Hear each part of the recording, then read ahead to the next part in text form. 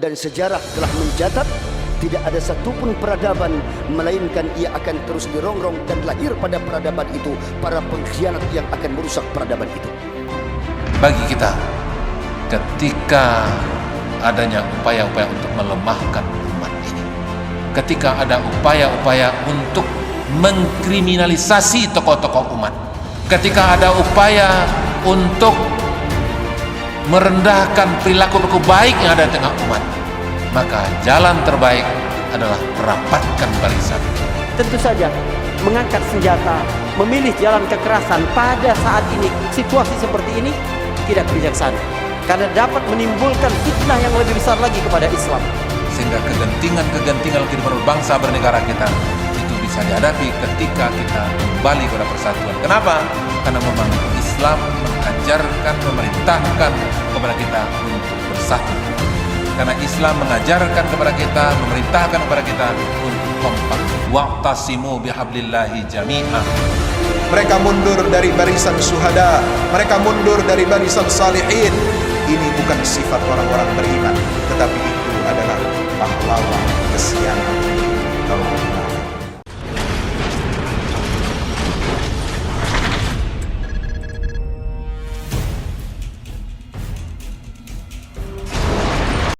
Saudaraku, ajaran agama Islam ini sempurna, tidak bisa dibantah oleh logika manapun. Ketika musuh-musuh Islam mendapati kelemahan itu, artinya musuh-musuh Islam mendapati bahwa tidak mungkin mereka mendebati ajaran agama Islam, mereka akan menggunakan olok-olok dan hinaan untuk merendahkan kaum muslimin. Maka yang pertama adalah tetap sadar bahwa engkau adalah orang yang paling mulia karena engkau beriman kepada Allah dan Rasulnya. Selalu tanamkan di dalam diri kesyukuran yang luar biasa, karena sesungguhnya sebanyak apapun harta dunia, sebanyak apapun kekuasaan yang dimiliki oleh musuh-musuh Islam, tidak ada artinya jika dibandingkan dengan hati yang di dalamnya ada la ilaha illallah Muhammadur Rasulullah. Yang kedua, ini adalah momentum yang sangat penting untuk kita mengenal Rasulullah SAW lebih dalam lagi. Karena itu saya berpesan, jangan pernah ada satu pun rumah kaum muslimin kecuali di dalamnya ada satu buku sirah nabawiyah. Harus ada buku sejarah Rasulullah SAW. Bacakan secara bersama-sama dengan keluarga, sedikit demi sedikit setiap hari, agar kita mengenal diri Rasulullah SAW. Kita tahu bagaimana Nabi bersikap ketika dihina dan diolok-olok. Kita tahu bagaimana kapan keadaan untuk mengizinkan kita untuk membalas, untuk berbuat, untuk merespon. Kapan kita hanya boleh berdoa, diam, serta bersabar atas hinaan-hinaan dan cacian itu. Yang kedua, yang ketiga yang harus kita lakukan adalah meneladani para sahabat, seperti Mu'adz dan Mu'awwadz tadi. Bagaimana ketika Rasulullah SAW dihina. Tentu saja mengangkat senjata, memilih jalan kekerasan pada saat ini, situasi seperti ini tidak bijaksana, karena dapat menimbulkan fitnah yang lebih besar lagi kepada Islam. Maka apa yang bisa kita lakukan? Alhamdulillah, para ulama kita di negeri ini telah memberikan tuntunan perlawanan. Apa yang bisa kita lakukan? Allah memberitahukan kepada kita, minal mu'minina rijalun sadaqu ma'ahadullah alaih, faminhum man qadha nahbah wa minhum man yantazir wa ma baddalu tabdila. Di antara orang-orang beriman itu ada mereka di antara mereka yang orang-orang yang begitu jujur dan mencintai kebenaran. Mereka membenarkan semua apa yang dijanjikan Allah dan Rasulnya kepada mereka, dan membenarkan apa yang mereka perjanjikan kepada Allah dan Rasulnya sallallahu alaihi wasallam. Dan di antara mereka, wa minhum may yantazir, minhum man qadha nahbah, ada yang sudah wafat, dan masih ada yang masih menunggu giliran untuk wafat, diwafatkan oleh Allah Subhanahu wa taala dalam keadaan iman dan Islam, menjadi pahlawan-pahlawan bagi agama, bangsa dan negara kita ini. Wa ma baddalu tabdila. Pahlawan itu tidak bisa dibeli oleh apapun harta dunia. Dia tidak akan merubah akidahnya, dia tidak akan merubah prinsip-prinsip hidupnya, dia tidak akan merubah prinsip dasar agamanya dengan apapun. Tidak. Wa ma baddalu tabdila. Mereka tidak mau mengganti kesenangan dari Allah dan Rasulnya itu berupa surga, bertetangga dengan Rasulullah SAW nanti di yaumil qiyamah, mendapatkan syafaat Nabi Muhammad SAW, mereka tidak mau ganti itu dengan harta dunia yang receh, dengan suap, dengan sogok, supaya mereka berhenti, supaya mereka mundur dari barisan kaum muslimin, supaya mereka mundur berhenti dari barisan orang-orang siddiqin. Di para pendahulu-pendahulu kita menyadari betul akan ayat ini sehingga beliau implementasikan dalam kehidupan berbangsa bernegara kita. Nah, kalau begitu siapa orang-orang yang suka memecah belah? Dalam ayat Al-Quran juga Allah jelaskan kepada kita. A'udzubillahi minasyaitonirrajim. Bismillahirrahmanirrahim. Wala takunu minal musyrikin minal ladzina farraqu dinahum wa kanu syi'a. Jangan kamu menjadi seperti orang-orang musyrik. Apa pekerjaan orang musyrik? Minal ladzina farraqu dinahum wa kanu syi'a. Yang satu pekerjaan daripada orang musyrik itu, orang-orang yang tidak beriman itu adalah mengadu domba, memecah belah. Maka kalau situ Bapak Saudara yang berhadir, apapun situasi kondisinya dalam kehidupan berbangsa bernegara kita, maka yang namanya persatuan, kekompakan itu tidak boleh tercabik-cabik. Apapun agendanya dalam kehidupan berbangsa bernegara kita dan sesuai dengan perintah dalam Al-Quran, maka persatuan itu harus tetap dijaga. Itu makanya kalau seandainya ada orang yang berkampanye kemudian berceramah ataupun juga berpidato yang intinya, yang isinya itulah memecah belah, maka orang itulah yang harus ditangkap sungguhnya. Kenapa? Bertentangan dengan sila ketiga dalam Pancasila, itu persatuan Indonesia. Kalau seandainya ada di antara kita, di antara sebagian masyarakat kita yang mengadu domba, maka itulah yang harus diselesaikan. Karena memang adu domba itu bukan pekerjaan orang-orang yang beriman. Membuat permusuhan itu bukan pekerjaan orang-orang yang beriman. Itulah pekerjaan orang-orang musyrik. Wala takunu minal musyrikin minal ladzina farraqu dinahum wa kanu syi'a. Yaitu mereka yang mengadu domba, termasuk orang yang membuat berita hoax. Pada masa Rasulullah sudah dikenal itu berita hoax itu dengan hadisul ifk, berita bohong, berita dusta. Apa tujuan berita bohong? Tujuannya adalah untuk mengadu domba, untuk memecah belah.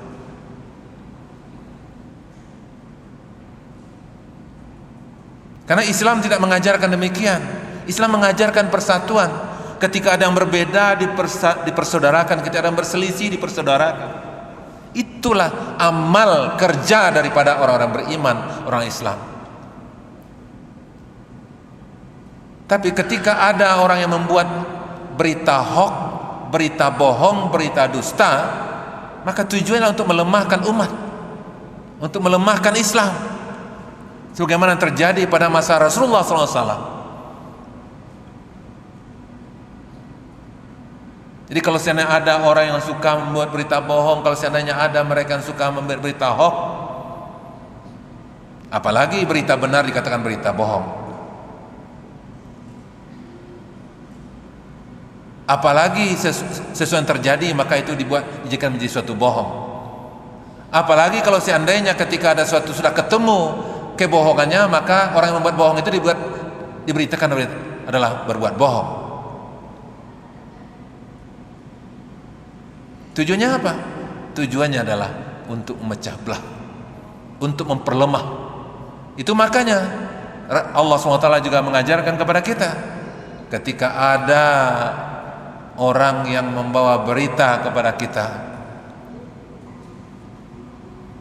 dan tujuannya lah untuk mengadu domba, ya, memperlemah barisan umat ini, maka sesungguhnya mereka itu sudah bisa diidentifikasi, mereka adalah orang-orang munafikin. Ketika ada suatu berita yang mereka bawa, maka seharusnya kita tabayun terlebih dahulu, harus kita perjelas lebih dahulu.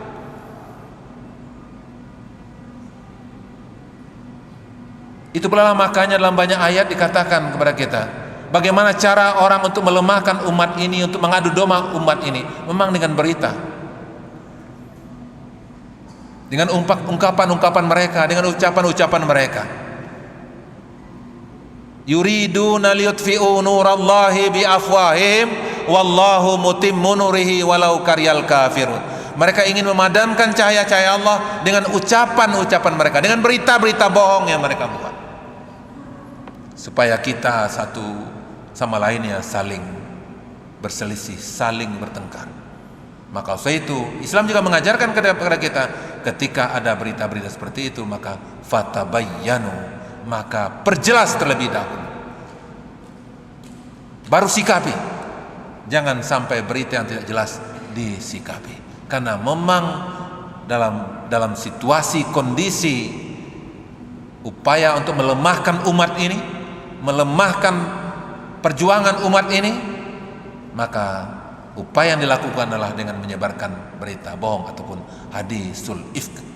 Masih ingat kita hadirnya hadisul ifk itu adalah karena memang untuk memperlemah dan memecah belah pada umat ini. Maka saya itu Bapak Ibu sidang jemaah zuhur rahimakumullah, mari kita ingat pesan yang Allah sampaikan dalam ayat yang kita bacakan tadi, bahwasanya bersatu itu hukumnya wajib. Bahkan Rasulullah SAW ketika mengambil suatu keputusan, ketika ada keputusan itu ada hasilnya ideal tetapi merusak persatuan, dan kemudian ada hasilnya itu tidak begitu ideal tapi persatuan masih terjaga secara baik, maka Rasulullah SAW lebih pilih keputusan yang kedua dibandingkan yang pertama. Kenapa? Karena mementingkan persatuan, karena mementingkan kekompakan, karena mementingkan kebersamaan, karena kesuksesan, keberhasilan akan kita capai dalam membangun umat ini, membangun bangsa ini adalah ketika kita bersatu, ketika kita kompak. Maka saya itu upaya-upaya yang dilakukan oleh orang lain untuk melemahkan bangsa ini adalah salah satunya dengan mengadu domba, dengan membuat berita-berita dusta dan berita bohong.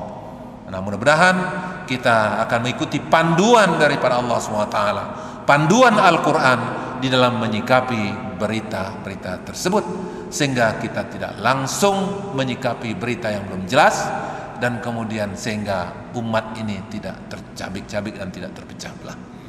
Ini pula lah yang dipesankan oleh Al-Quran kepada kita dalam ayat yang lain. Falamma ahassa Isa minhumul kufra qala man ansari ilallah qala al-hawariyun nahnu ansarullah amanna billah washhad bi anna muslimun. Ketika ada upaya-upaya untuk mencabik-cabik persatuan, upaya untuk melemahkan umat ini, untuk mengadu domba umat ini, maka ayat ini memesankan kepada kita, maka Nabi Isa melakukan konsolidasi dengan umatnya. Dia bertanya kepada umatnya, man ansari ilallah, siapa yang akan menolong agama Allah, siapa yang akan menyelamatkan agama Allah ini? Berkata sahabatnya itu hawariyun, kami akan menolong agama Allah. Amanna billah washhad bi anna muslimun. Maka saya itu konsolidasi, merapatkan barisan, mengokohkan persatuan juga adalah jawaban bagi kita ketika adanya upaya-upaya untuk melemahkan umat ini, ketika ada upaya-upaya untuk mengkriminalisasi tokoh-tokoh umat, ketika ada upaya untuk merendahkan perilaku-perilaku baik yang ada di tengah umat, maka jalan terbaik adalah rapatkan barisan. Jalan terbaik kokohkan persatuan. Jalan terbaik yang diajarkan oleh Allah SWT yang dicontohkan oleh Rasulullah SAW kepada kita. Rapatkan barisan.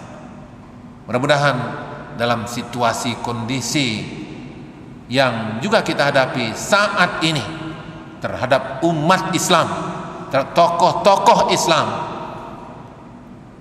maka oleh sebab itu upaya yang mesti kita lakukan juga adalah ayo kita rapatkan barisan, ayo kita kokohkan persatuan, ayo kita adakan tabayyun terhadap informasi-informasi yang kita terima, apalagi dari orang-orang yang tidak jelas keberpihakannya kepada umat.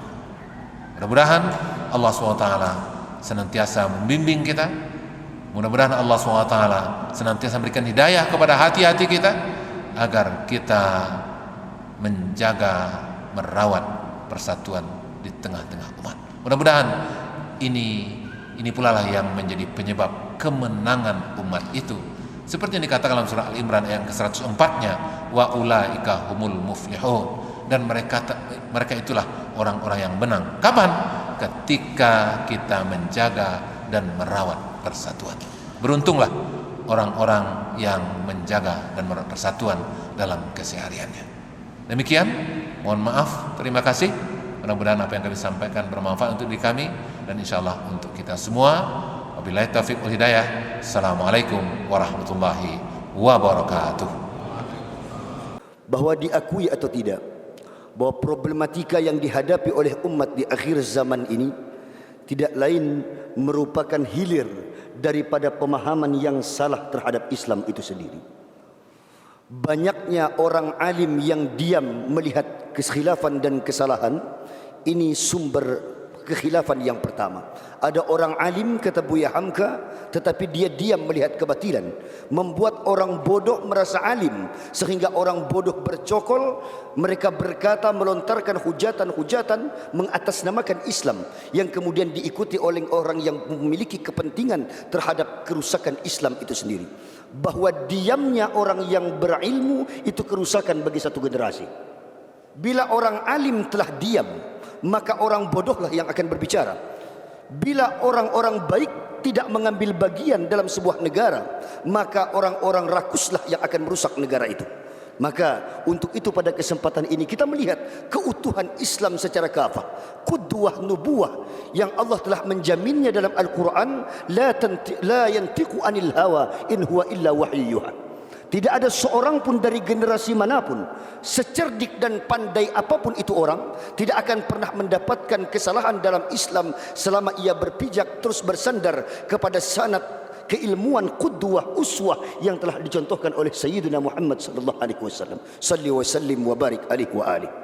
Saudaraku, jemaah zuhur yang dimuliakan Allah, baiklah kita coba melihat ketika Allah mengabarkan, afala yatadabbaruna al-Qur'an walau kana min indi ghairillah lawajadu fihi ikhtilafan katsira.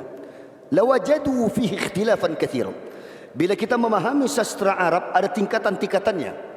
Kalau kita membaca lawajadu saja, mungkin bagi orang-orang awam tentu ini kalimat biasa saja. Mereka akan mendapati perbedaan yang banyak dalam Al-Quran.